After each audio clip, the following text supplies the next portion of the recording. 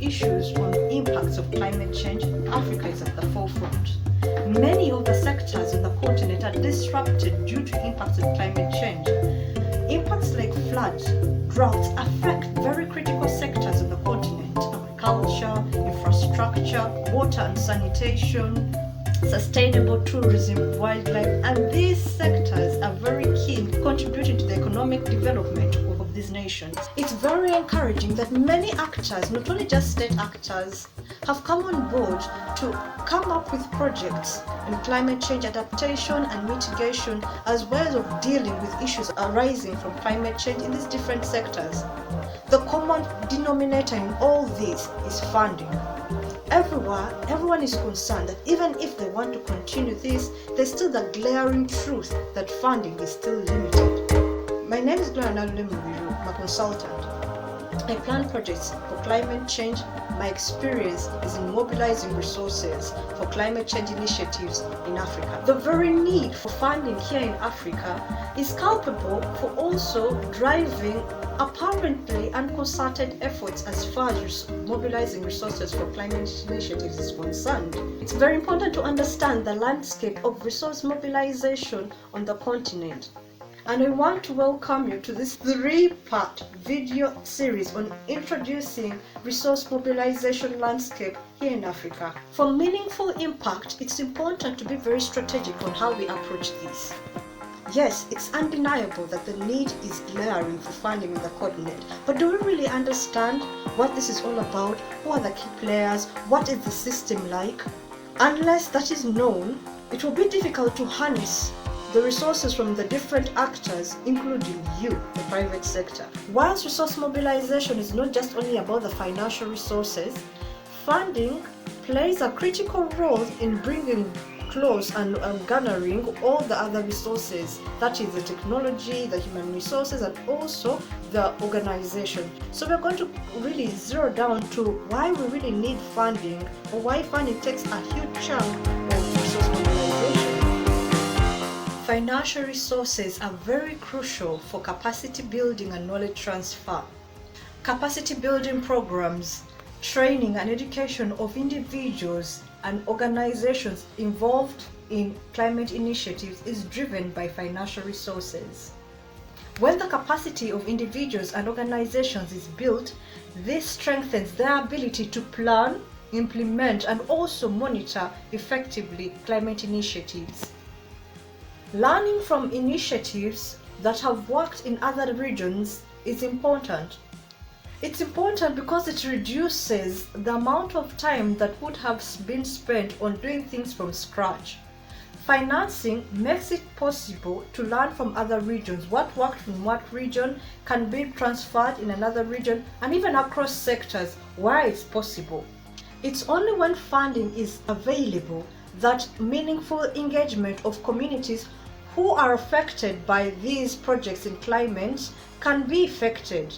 When funding is available, projects can be designed in such a way that they are aligned with the interests and needs of the people whose lives they are going to affect. The most vulnerable and marginalized community are needed to be brought on board when designing and implementing climate projects. This can only be made possible when financing is available.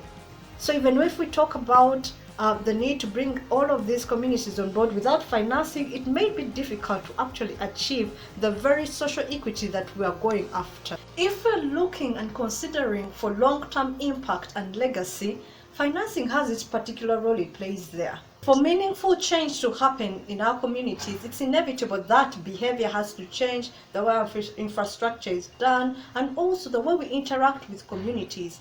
This change is long-term, and to effect it, financing has to be available. Most climate action is developed around projects. However, when sustainable funding is available, these impacts from these particular projects can be spread beyond the lifespan of these projects from which they originated. So funding is very important in that regard. It goes without saying then that funding is the linchpin of scalability and sustainability of climate actions, and these are very key for any developer of a climate project. However, let us be honest, we have to understand the landscape of resource mobilization here in Africa. Mobilizing resources for climate action projects on the continent is challenging due to a number of factors. Many African countries are severely constrained by limited funding within their national budgets. The most affected sectors in Africa are the least funded on the continent. Then there's dependence on external funding.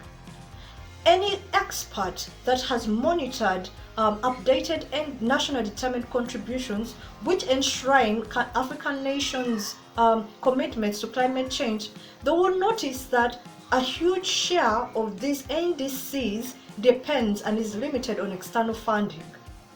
The expectation is that the finances going to drive this commitment is going to largely come from outside. We don't realize that this is in itself a limitation. Dependence on external funding is problematic because it exposes climate change projects to the uncertainties of geopolitics, changing donor priorities, and changing global economic conditions. Then African countries have a challenge in accessing climate finance mechanisms. Actors in the climate change project space on the continent here in Africa have continuously cited that accessing climate finance mechanisms has continued to be a challenge. Indeed, mechanisms like the Green Climate Fund, the Adaptation Fund, they are proving to be a challenge to access. The challenge of accessing these climate finance mechanisms stems from their complex application process, quite stringent eligibility criteria, and we have to admit, relatively limited capacity to navigate these mechanisms. It's important for us to also acknowledge that on the continent there's limited financial instruments. When financial instruments like climate insurance, green bonds are limited, this constrains the basket from which funding can be sourced. And it also constrains managing financial risks which arises from climate initiatives. For sure, it's almost a cliche talking about uncertainties in the realm of politics and economics that are rife on the planet. But the truth be said, when there are uncertainties as far as politics and economics is concerned, when these are unstable, this makes the continent very unattractive to potential investors and financiers. This instability is our concern for everyone concerned about attracting climate finance on the continent because it perpetuates the challenge of attracting private investors to participate in the space of financing climate initiatives on the continent.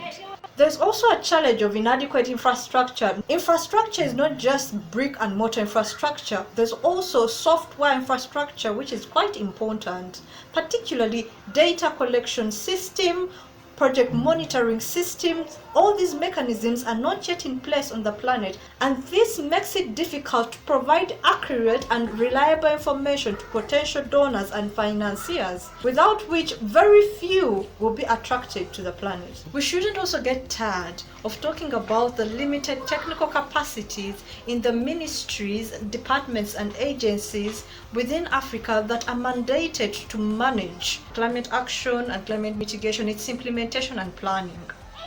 If we're seeking sustainable pathways to implementing climate actions, we have to make sure that these are inbuilt within existing structures. And the existing structures at the moment are the ministries, the departments, and also the different levels of government, including local government.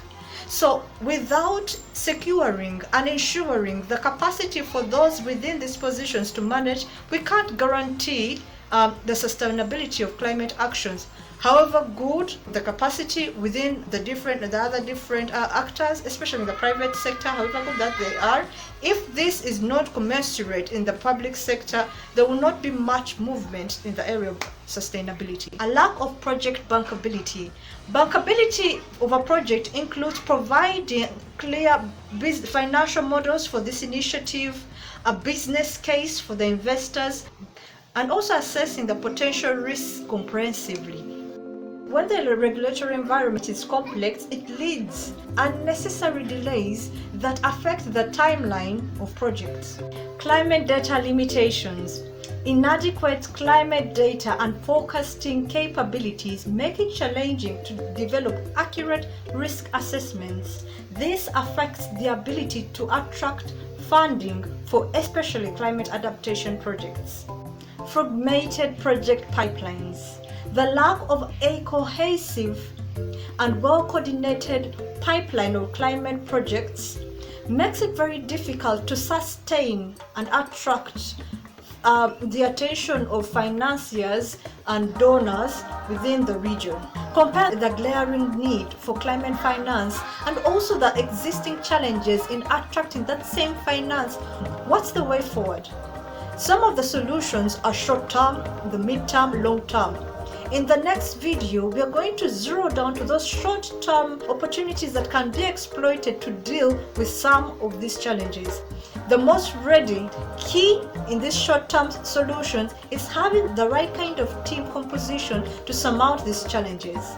Watch out for who to include as the most important person or component on your team to deal with the challenges of sourcing for financing for your climate initiative.